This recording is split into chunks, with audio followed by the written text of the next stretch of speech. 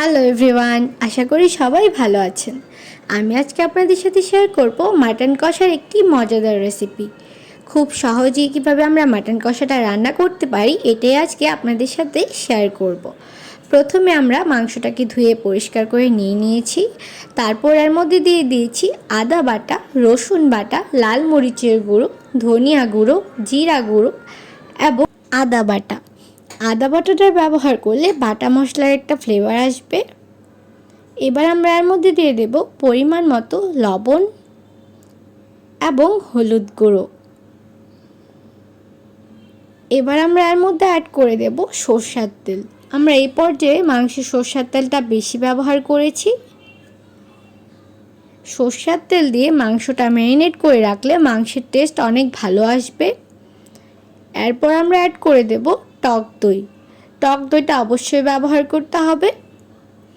এবার টক দই দিয়ে মাংসটাকে মেখে আধা ঘন্টার জন্য ম্যারিনেট করতে রেখে দেব। এবার অন্যদিকে আমরা পাত্রে তেল গরম বসিয়ে নিয়েছি এবং এর মধ্যে দিয়ে দিচ্ছি ফোড়ন মশলা। আমরা দিয়েছি এলাচি, দারচিনি, তেজপাতা এবং লং। এবার ফোড়ন মশলাগুলো ভাজা হয়ে গেলে এর মধ্যে আমরা দিয়ে দেব পেঁয়াজ কুচি। আমরা যেহেতু মাংস মাখার সময় পেঁয়াজ কুচি ব্যবহার করিনি, তাই এখনই পেঁয়াজ কুচি বেশি করে ব্যবহার করছি। এবার পেঁয়াজ কুচিগুলো ভাজা হয়ে গেলে এর মধ্যে আমরা দিয়ে দেব রসুন বাটা। এবার রসুন বাটা দিয়ে আবারও পেঁয়াজ রসুনকে ভালো করে ভেজে নেব।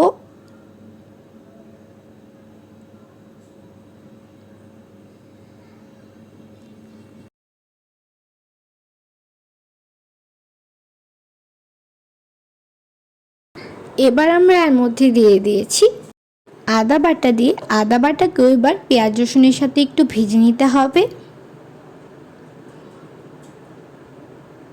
আমাদের পেঁয়াজ ভাজা প্রায় হয়ে এসেছে। পেঁয়াজগুলোকে বেশি ভাজা যাবে না, হালকা করে ভাজতে হবে।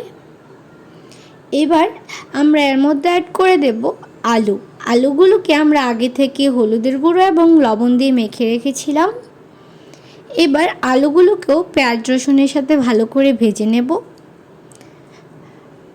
আপনারা চাইলে আলুগুলো আলাদা করেও ভেজে দিতে পারেন, আবার এভাবেও ভেজে দিতে পারেন। খাসির মাংসে আলু ব্যবহার করলে অবশ্যই আলুগুলো একটু বড় করে ব্যবহার করতে হবে।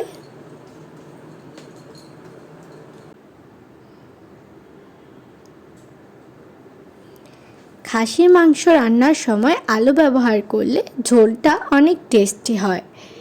এবার আমরা আগে থেকে ম্যারিনেট করে রাখা মাংসটা নিয়ে নেব এবং আলু এবং পেঁয়াজের সাথে মাংসটা অ্যাড করে দেব।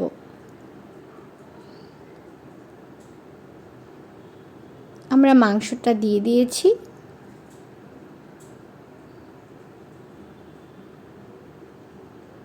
এবার মাংসটাকে ভালো করে নেড়ে নেড়ে কষাতে হবে।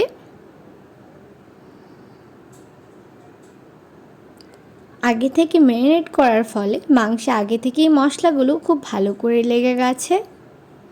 এবার আমরা মাংসটাকে ভালো করে নাড়তে থাকব।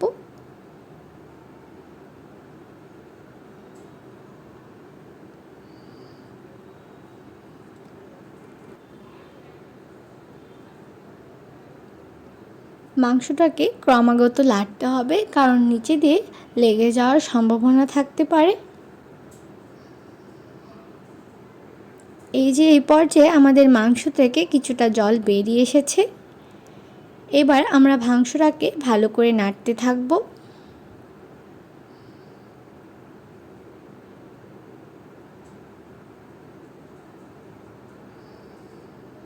একটু জল বেরিয়ে আসলে তারপর আমরা নেড়ে মাংসটাকে একটু ঢেকে দিলাম। তারপর মাংস থেকে প্রায় অনেকখানি জল বেরিয়ে এসেছে। আমরা এখনও মাংস সেদ্ধ হওয়ার জন্য কোনো জল ব্যবহার করিনি। ঢেকে দেওয়ার ফলে মাংস থেকে প্রায় অনেকক্ষণ জল বেরিয়ে এসেছে। আমরা ঢেকে ঢেকে একটু পর পর মাংসটাকে নেড়ে দেব। এভাবে ঢেকে ঢেকে মাংসটা কষালে মাংসটা অনেক তাড়াতাড়ি সেদ্ধ হয়ে যাবে।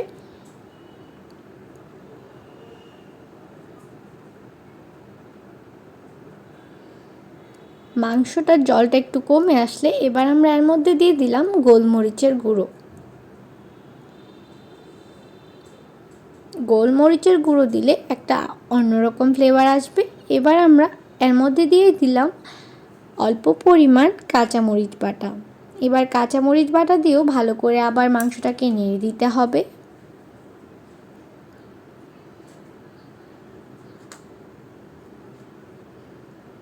এখন আবার আস্তে আস্তে জলটা কমে আসছে। এখন আমরা মাংস সেদ্ধ হওয়ার জন্য এর মধ্যে গরম জল ব্যবহার করছি। যেহেতু আমরা কষা মাংস রান্না করছি তাই বেশি পরিমাণ জল দেওয়া যাবে না। এবার আবারও আমরা মাংসটাকে একটু নেড়ে দেব। নেড়ে মাংসটাকে আবারও ঢেকে দেব। আমরা মাংসটাকে ঢেকে দেব এবং একটু পর পর খুলে নেড়ে দেব যেন মাংসটা নিচে দিয়ে লেগে না যায়।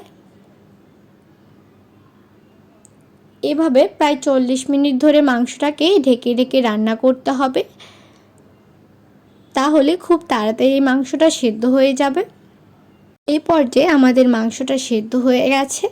এখন আমরা এর মধ্যে দিয়ে দেব কাঁচামরিচ কুচি। কাঁচামরিচ কুচি দিয়ে মাংসটাকে আবার আমরা একটু নেড়ে দেব। এই পর্যায়ে অবশ্যই আপনারা লবণটা একটু চেক করে নেবেন। এই পর্যায়ে ভালো করে মাংসটা নাড়তে হবে, যেহেতু ঝোল কমে এসেছে তাই মাংসটা নিচে দিয়ে লেগে যেতে পারে। লাস্ট পর্যায়ে আমরা ব্যবহার করছি সামান্য পরিমাণ গরম মশলা গুঁড়ো। গরম মশলা গুঁড়ো দিয়ে আবার আমরা মাংসটাকে একটু নেড়ে দেব এবং অল্প সময়ের জন্য মাংসটাকে আমরা ঢেকে দেব। এই যে আমাদের মাটন কষা একদম রেডি হয়ে গেছে। এবার আমরা এর মধ্যে ঘি অ্যাড করে দেব। ঘি দেওয়ার ফলে খুব সুন্দর একটা স্মেল আসবে। এই যে আমাদের মাটন কষা পরিবেশনের জন্য একদম তৈরি।